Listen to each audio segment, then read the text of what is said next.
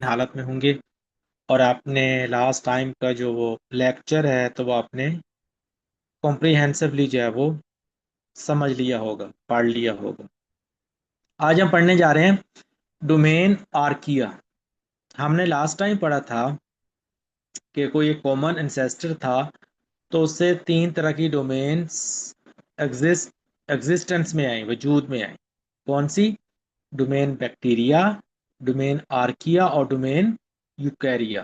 तो आज हम जो पहली डोमेन है डोमेन आर्किया, इसको स्टडी करने जा रहे हैं। इसको स्टडी करने जा रहे हैं। In the five kingdom system this domain was included in kingdom Monera. Prokaryote भी कह लेते हैं इस किंगडम को। सो फाइव किंगडम सिस्टम, अच्छा किसने प्रपोज किया था? रॉबर्ट विटेकर ने। और कब प्रपोज किया था? 1969 में। ठीक है जी। So in the five kingdom system this domain was included in kingdom Monera. जो फाइव किंगडम सिस्टम था उसमें डोमेन आर्किया जो है वो किंगडम मोनेरा में ही इंक्लूडेड थी। The name Archaea comes from the Greek archaios. ये जो नाम है आर्किया, ये ग्रीक लफ्ज है रेक्योस, तो उससे जो है वो वजूद में आया है। और रेक्योस का मतलब होता है एंशियंट।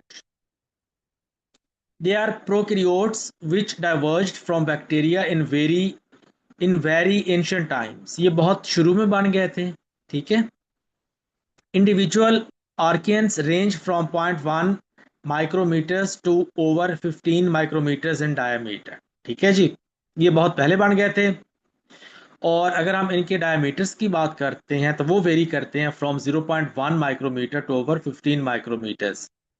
सम फॉर्म एग्रीगेट्स और फिलामेंट्स, कुछ एग्रीगेट्स या फिलामेंट्स बनाते हैं up to 200 micrometer in length. और कुछ ऐसे भी हैं जिनकी लेंथ जो है वो 200 माइक्रोमीटर तक चली जाती है और वो फिलामेंट बनाते हैं। फिलामेंट क्या होते हैं? लॉन्ग चेन ऑफ सेल्स होते हैं, सीरीज ऑफ सेल्स होती हैं जो कि आपस में इंटरकनेक्टेड होते हैं और लॉन्ग चेन्स बनाते हैं।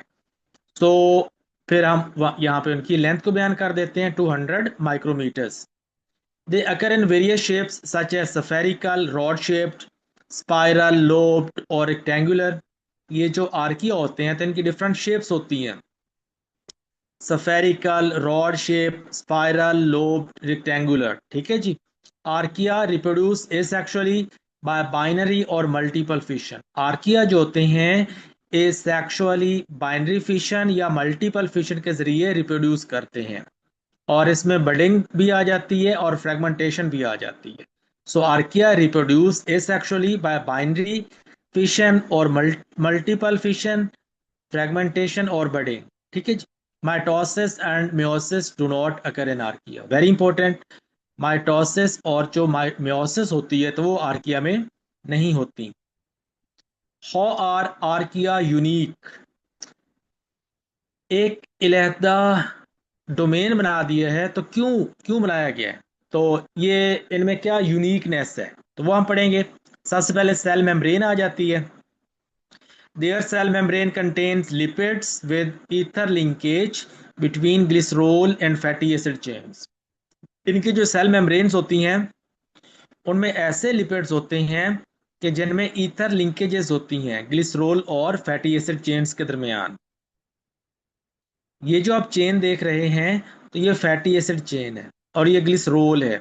सो इनके दरमियान जो है वो ईथर लिंकेज आ रही है।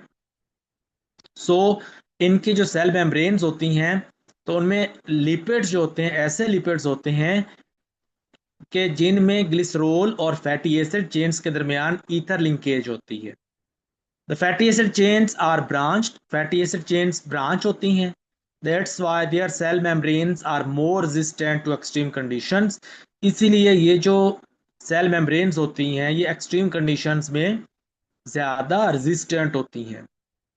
ऑन द अदर हैंड, दूसरी तरफ bacteria and Eukarya have membranes membrane lipids. इनमें मेम्ब्रेन लिपिड्स होते हैं बैक्टीरिया में भी और यूकेरिया में भी, with fatty acids attached to glycerol by ester linkages। और ये जो बैक्टीरिया होते हैं या यूकेरिया होते हैं उनमें यही वाला जो लिपिड्स होते हैं, तो जो फैटी एसिड चेन है या फिर ग्लिसरोल है, तो उनके दरमियान एस्टर लिंकेज होती है। The fatty acid chains are unbranched, और ये जो चेन्स होती हैं ये अनब्रांच्ड होती हैं। फिर सेल वॉल कंपोजिशन आ जाती है। The cell walls of archaea lack cellulose and peptidoglycan. Archaea जो होते हैं उनकी सेल वॉल्स में सेलुलोज और पेप्टाइडोग्लाइकैन नहीं होता है।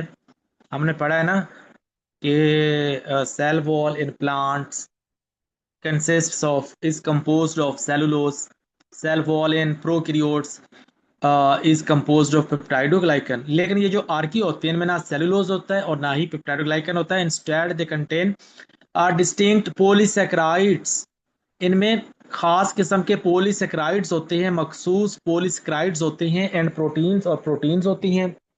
सम आर्किया हैव सूडोपेप्टाइडोग्लाइकैन, तो कुछ में सूडोपेप्टाइडोग्लाइकैन भी मौजूद होता है।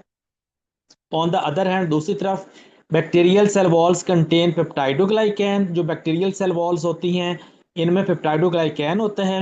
A polymer consisting of sugars and amino acids. ये एक पॉलीमर होता है किनमें? बैक्टीरियल सेल्स में, डोमेन बैक्टीरिया में एक पॉलीमर होता है जिसमें शुगर्स और अमीनो एसिड्स होते हैं। दैट प्रोवाइड्स स्ट्रक्चरल सपोर्ट, जिससे स्ट्रक्चरल सपोर्ट मिलती है। In Eukarya the cell walls present are composed of cellulose और काइटिन। और जो यूकैरिया होते हैं उनमें अगर सेल वॉल हो तो वो सेलुलोज से मिलकर बनी होती है, जैसा कि प्लांट्स में होता है, या फंजाई में काइटिन से मिलकर बनी होती है। तो इसमें हमने पढ़ा कि जो सेल वॉल है उसमें भी डिफरेंसेस हैं। बैक्टीरिया में जो सेल वॉल होती है उसमें पेप्टाइडोग्लाइकैन होता है, जो प्लांट्स में होती है उसमें सेलुलोज होता है, जो फंजाई में होती है उसमें काइटिन होता है, और ये जो आर्किया होते हैं तो इसमें सूडो पेप्टाइडोग्लाइकैन होता है।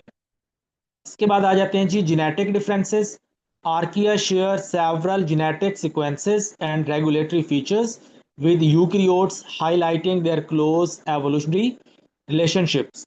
और आर्किया के अगर हम बात करते हैं जी जेनेटिक सीक्वेंसेस की या रेगुलेटरी फीचर्स की, तो वो यूकैरियोट से ज़्यादा रिजेंबल करते हैं, और हम कहते हैं कि इनमें क्लोजर एवोल्यूशनरी रिलेशनशिप मौजूद है।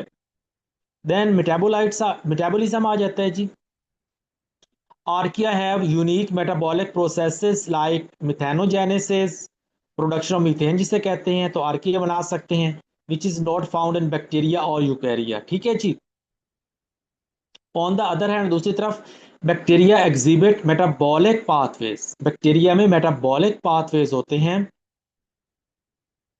ठीक है जी, including photosynthesis, nitrogen fixation and fermentation. Clear? In Eukarya the metabolic processes are often more complex and include cellular respiration, photosynthesis and various forms of fragmentation। तो ये आपने देख लेना है, आर्किया में ज़रा सिंपल होते हैं जैसा कि मिथेनोजेनेसिस है। अगर हम बात करते हैं बैक्टीरिया की तो उनमें आ जाता है जी फोटोसिंथेसिस आ जाती है, नाइट्रोजन फिक्सेशन आ जाती है, फर्मेंटेशन आ जाती है। और अगर हम यूकैरिया की बात करते हैं तो इनमें मोर कॉम्प्लेक्स प्रोसेसेस आ जाते हैं, जैसे कि सेलर रेस्पिरेशन है, फोटोसिंथेसिस है, और बहुत सारे फर्मेंटेशन की फॉर्म्स हैं। फिर लास्ट पे है जी major groups of Archaea.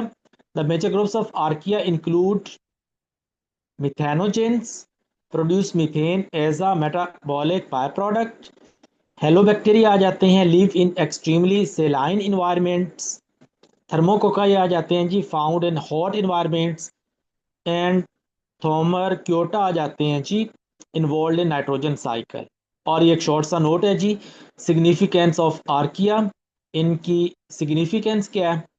The archaeans which live in high acidity and alkalinity are a source of enzymes. वो आर्किया जो कि हाई एसिडिटी अल्कलैनिटी में रहते हैं, तो वो इंजाइम्स का एक अच्छा सोर्स होते हैं। That can function under harsh conditions, जो कि हार्श कंडीशन में भी फंक्शन कर सकते हैं। For example the enzymes of DNA replication have been extracted from such archaeans हैं, तो उनसे डीएनए रेप्लिकेशन के एंजाइम्स को एक्सट्रैक्ट किया गया है। These enzymes can work best at high temperatures and allow rapid dawning of DNA in laboratory. ठीक है जी, तो ये लेबोरेटरी में ज़्यादा यूजफुल होते हैं। Similarly, the methanogen archaeans are a vital part of sewage treatment. They carry out anaerobic digestion and produce biogas. Acidophilic archaea are used to extract metals such as gold, cobalt, and copper from ores in mineral processing. तो आज हमने archaea पढ़ा है, जिसकी कुछ features पढ़े हैं और देखा है कि इनको एक अलहदा डोमेन में क्यों प्लेस किया गया है। तो आज के लिए बच्चों इतना ही है। अपना बहुत सारा ख्याल रखिएगा। अल्लाह हाफ़िज़।